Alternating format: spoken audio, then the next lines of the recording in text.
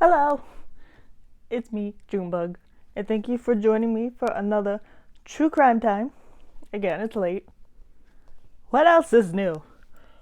My hair's not as gross this time, just in a fluffy bun. But oh my gosh, am I glistening and red from the heat? Did she go outside and get burnt?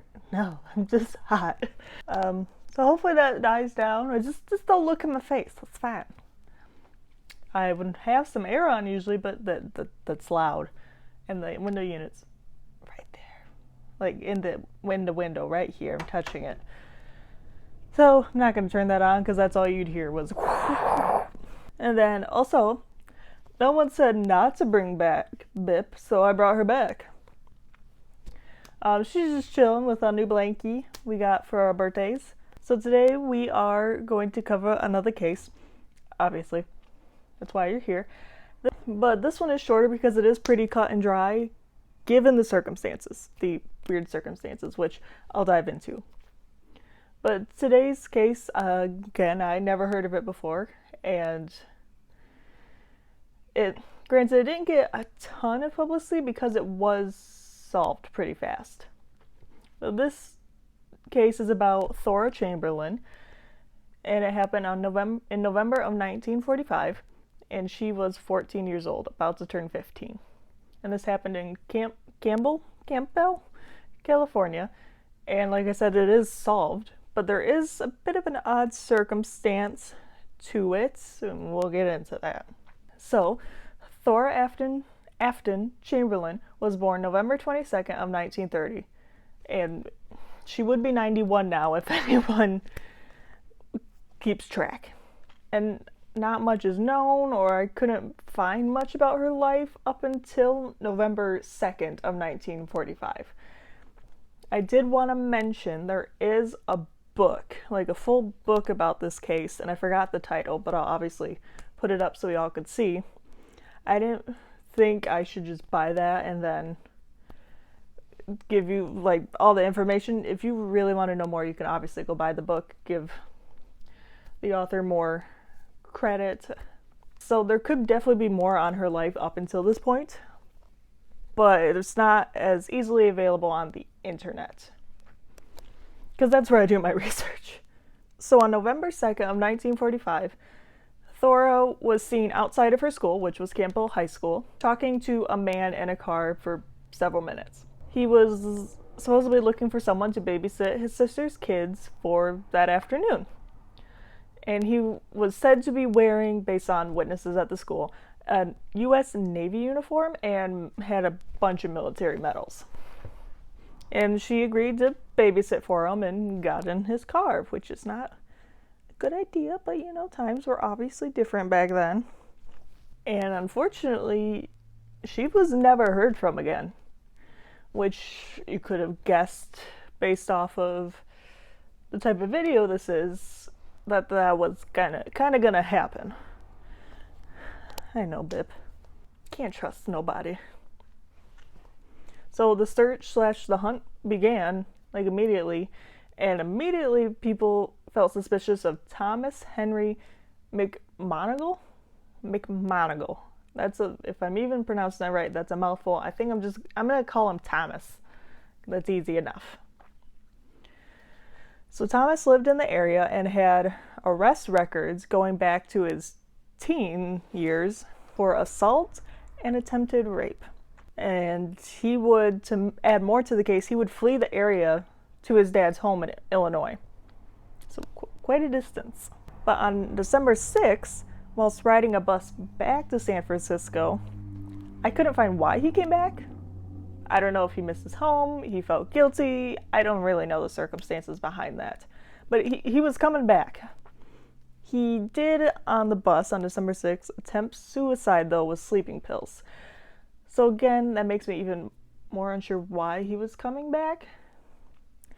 But he was rushed to the hospital, survived, and as he was leaving, he was arrested by FBI agents for the case, which is good. And then later, several of Thora's classmates, because remember, they saw her talking to the supposed man in the Navy uniform, they identified him as that man in the car. And he would also admit to killing Thora, which seems pretty cut and dry, but he admitted to it in many different versions.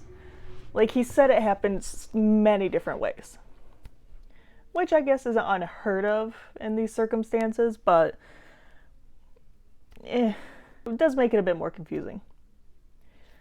And then dealing with the Navy uniform they saw him wearing, he never served in the Navy. He admitted to stealing a footlocker that had the uniform and the medals in it.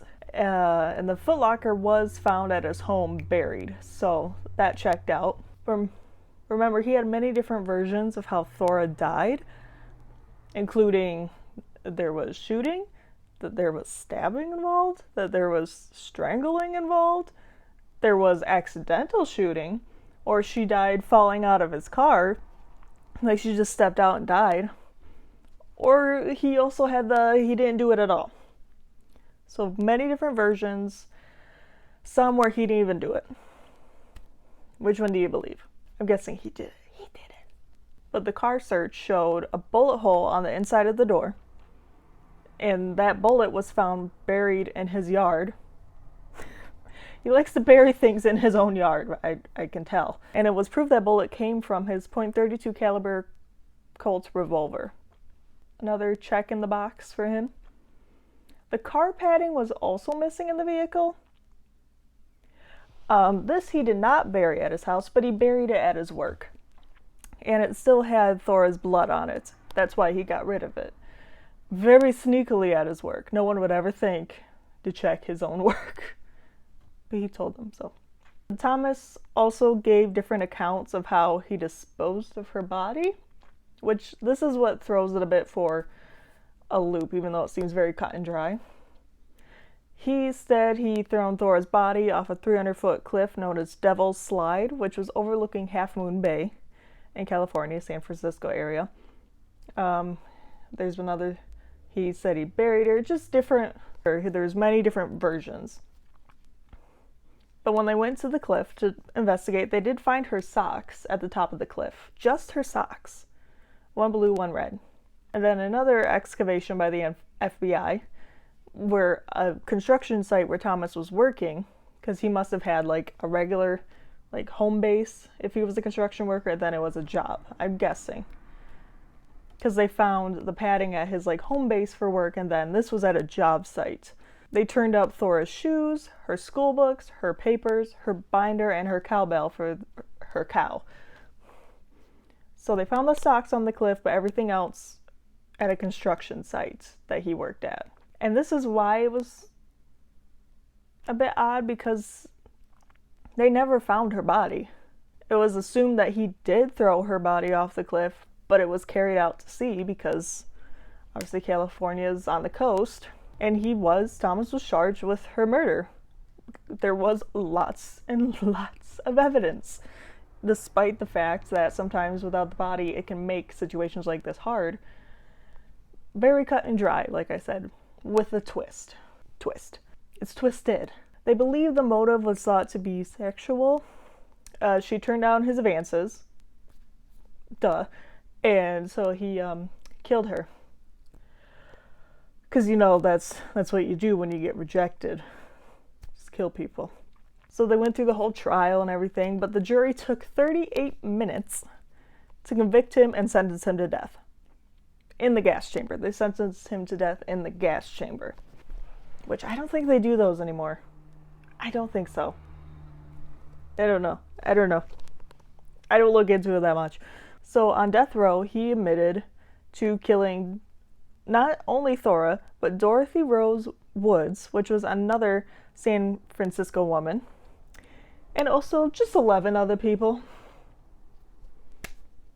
Just casual 11 other people he admitted to killing. He didn't give any names, really, and none of these were ever confirmed. So he could be just doing a weird bluff. I could totally see him being capable of other murders, but there wasn't really any evidence to back this up.